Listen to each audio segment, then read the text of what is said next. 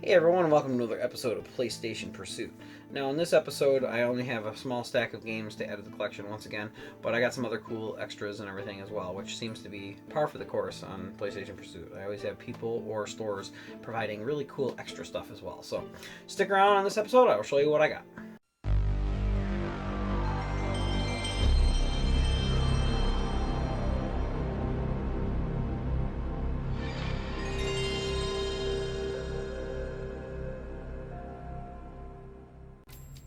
Okay, so I'm going to start off by showing some non-game related stuff.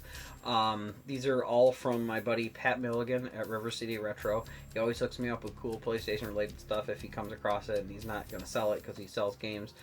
He definitely gives me the hookup, and he did this time too. So the first thing he hooked me up with is a red original PlayStation controller. So this is before DualShock or Dual Analog, but it's one of the colored ones. So it's pretty cool because it reminds me of the way the red looks. Reminds me of like the Game Boy, the original Game Boy and Game Boy Pockets when they did the color variations of those. That's what this reminds me of. So pretty cool to have that. Definitely looks pretty nice, and it has just a little pen mark that I have to get out of the crevices of the controller. But pretty cool addition there. Thank you, Pat. He also hooked me up with this pretty sweet PlayStation bag, so definitely happy to add this, even though I probably won't be carrying my PlayStation around places, especially since I got this awesome PS1 over here. But pretty cool addition to the collection as well. And then I definitely want to get all variations of PS1 boxes. So this was the DualShock edition of the console, and it had the DualShock controller. So pretty cool. I didn't have this one. This was my original PlayStation box, so I had this era, and this one was a later one. And I always like look at old console boxes, whether you're just getting them for display or you're trying to go for a set or whatever.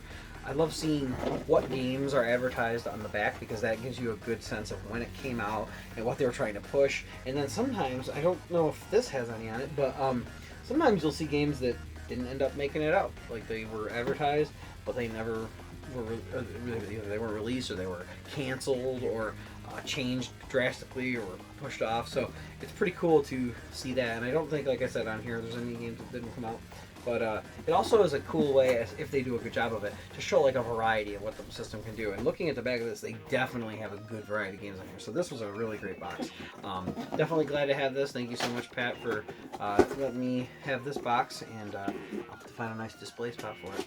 So pretty cool there. Thank you. Okay, so these games, I don't even remember where I got these. These might have been from that store, Replay Games, that I've been to before.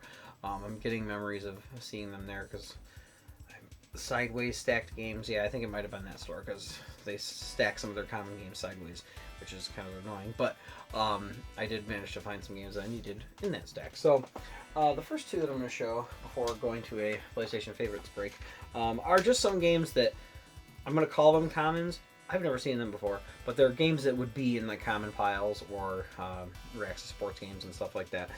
But it's funny when you see a cover art that you don't recognize. It's like, oh, maybe this is harder to find than I thought. So I like to grab them if I haven't seen them before. First one is Mobile One Rally Racing. So looks like a pretty traditional rally racer. It has pretty decent graphics in the pictures anyway. But I've never seen that one with the mobile license, so that's pretty cool to add. I really like finding things like that. And racing games, they're a dime a dozen, it seems like, on every platform, so there are a lot of cheap ones, and this was cheap as well, but never seen it. So if I'm lucky, it will be one that's harder to find, and I'll already have that off my list. And this is a sports game that I've never seen, and when I looked it up on the usual pricing sites on the internet and on eBay and stuff, it seemed like it was actually a pricier sports game. Not a lot, but it was not $1 or $2 game according to the internet. So definitely picked it up, and I've never seen it before. And it's All-Star Baseball 97 featuring Frank Thomas. And when I was a kid, I've never been a big sports fan, but my dad used to sell baseball and other sports cards, and even like X-Men cards, in a little trailer. We went around. I was probably in third grade, and he started his own business to sell cards when they were in their prime. Because if you remember, late 80s, early 90s, baseball cards and trading cards were really big, and now they're still alive through trading card games and stuff. But this was even before Magic the Gathering and Pokemon and all that. So anyway, Frank Thomas was the baseball player that for some reason I liked. I was like, yeah, I like him, and I like the White Sox. I didn't even watch baseball, but for some reason I picked him. So when I saw Frank Thomas on here, I was like, I've never seen a Frank Thomas game before. Actually, there is another one. It's like Big Hurt Baseball, because that was his nickname, but it's different than this one. So that one I've seen before. I think it's a long box game, and this one was uncommon. So, and it was cheap because it's a sports game. But like I said, it seemed like it was going for more on the internet. So whether or not that's true will remain to be seen with the passage of time and prices going up. But I have it, so really cool to have that uncommon sports game added to the collection. I'm going to take a quick break, talk about 2 more PlayStation favorites this episode, and then when I come back I'll show you the last 2 games that I got from that same video game pickup trip. So stick around.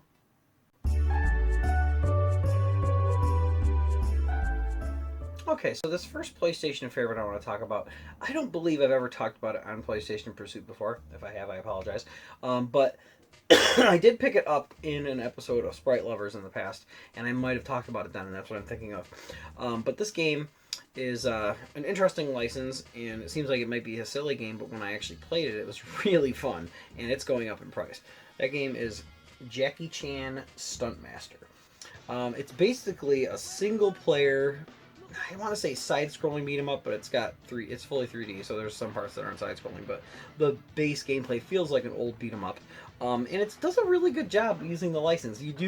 The moves and the interaction with the environment is very similar to a fun Jackie Chan movie where he's grabbing ladders and stuff, and I don't know how interactive this stuff gets further in the game, but what I've played seemed like a simple, fun game. It doesn't like break any new ground or do anything amazing, but it has some light platforming, some climbing, and like I mentioned, environmental interaction, and I always thought that was cool. It has really cool graphical style too, where it's not cartoony, but it's not too realistic. It's like a really perfect in between, and I think that really works well for this. On the cover, it has I don't know if it's a picture or a drawing of him, but it's pretty realistic, Jackie Chan.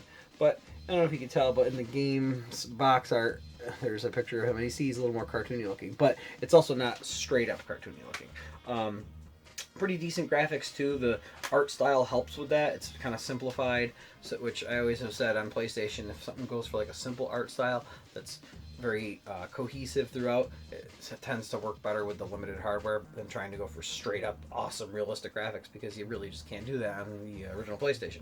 So this game's really fun, and like I said, it's definitely gone up. I've noticed when I got it back in the day, it was going up in price, and then I actually found another copy once to sell, and I was like, oh, it's gone up even more. So definitely hard to find, but this is a pretty cool game. If you haven't played it, or if you like Jackie Chan movies, I think you'll like it. It's really fun, kind of a nice throwback to old beat 'em ups, but it has its own style of its own too, so check it out. Alright, this next game is an absolute PlayStation classic. The franchise, or at least the titular character from this game is going on through today, but a game in this style hasn't happened in a long time. I talked about it briefly in PlayStation Pursuit when I got a variant of this, but I wanted to talk about the base game. In my opinion, the original was just the most revolutionary, and I think definitely worth talking about, and that is Spyro the Dragon. If you've never played Spyro, it's developed by Insomniac, which is a great company. They make lots of great games to this day. But the original Spyro was really cool. It came out when, mascot platformers were a big thing, ever since Mario 64 to the end of the 32-bit and even the next era with like PS2 generation. I think that was like the biggest 3D platformer era, even though they're still going in some capacity today.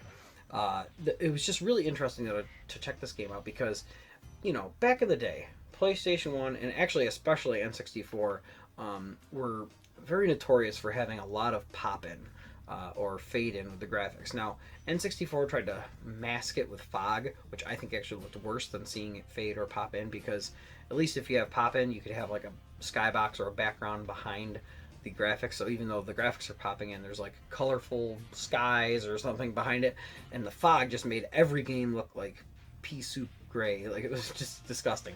But what this game was really cool for is that it developed a really nice technology to have the backgrounds actually have a long draw distance. You could go up on a mountaintop and look out and you see the entire level, and it didn't skip a beat. There wasn't a bad frame rate or anything like that. It was smooth as silk, and it's because the high detail wasn't out there, and the art style of this game was very smooth. It had like awesome textures, and even the sky. Like one thing that's interesting about it is the skybox that surrounds the 3D level you're in is actually three dimensional. It's not just a sprite background. It actually, like, the clouds are made of flat shaded polygons, which helped out with the art style to just make it look really nice. And gameplay wise, it was a fantastic new feeling platformer. You're a dragon, but you don't have too many sections of free flight. There's like specific levels that have it, but you're still pretty much grounded. And you could like charge and hit enemies with like a running start and everything. And that was a really fun way to approach a dragon based game. It wasn't just free flying. And what made it really fun is you had a glide at all times. And the glide actually was really fun to perform when you were up on one part of the level, and you could, you know, guide Spyro down to a lower section and everything. Really cool. Had great voice acting for the time. A little overdone now if you play it, but it was really cool to see. And like I mentioned before, the graphics, I mean, tech-wise, this game was fantastic. It really, if I remember correctly, it didn't really have much at all that was 2D. I don't even think, like, I think maybe just the little pickups that you got that were little gems. Oh, those might even been 3D as well. Actually, I think the gems were 3D. And the fire that Spyro breathes wasn't just like a straight particle effect or a sprite. It was like 3D polygonal streams of fire. So just a fantastic game. I mean, so iconic. You know, this is what one of the top titles for the PlayStation, and a lot of people have probably played this. It's also on the PlayStation Network for PS3 and PSP and Vita. So that's a good way to play it as well. And I really would love to see a return to form for Spyro, just a new 3D platformer instead of the Skylanders, which just does not play the same as this at all. It's a fine series, but nowhere as cool as the original Spyro. 2 and 3 are really good on the system as well, but I wanted to talk about the first one because I think that's the best one. Just like peaked right out the gate. Like, what a great game. But you know, if you want to check out the second and third, they're pretty good too. They just have some more variety in the gameplay, some mini games and stuff like that. So if that's your bag, you might like it. But if not, the first one you really can't go wrong with. So definitely check out Spyro the Dragon. Okay, just got 2 more games to show off. One of them is a game that was multi-platform back in the day. It was on N64 as well. I played the N64 one. It was okay. And this looks like be just a straight-up port just on the PlayStation. And for some reason, the case that they have it in has like a green tint, so it definitely needs a new case. But I checked the manual and stuff, and the green isn't a stain on the actual manual or anything. But that game is Biofreaks. It's a fighting game where you can dismember your enemies, so the fight won't end even if like their arms fall off and stuff. Which sounds kind of like a cool gimmick, but it really was just a gimmick. It really didn't do too much. I did like that you could move around freely in 3D. I don't know if it was fully 3D movement, but the backgrounds were not just flat arenas, so that was something pretty cool for it. And I've never played the PlayStation version, so it might be one of those rare cases where the underpowered system has a better version, but I don't know.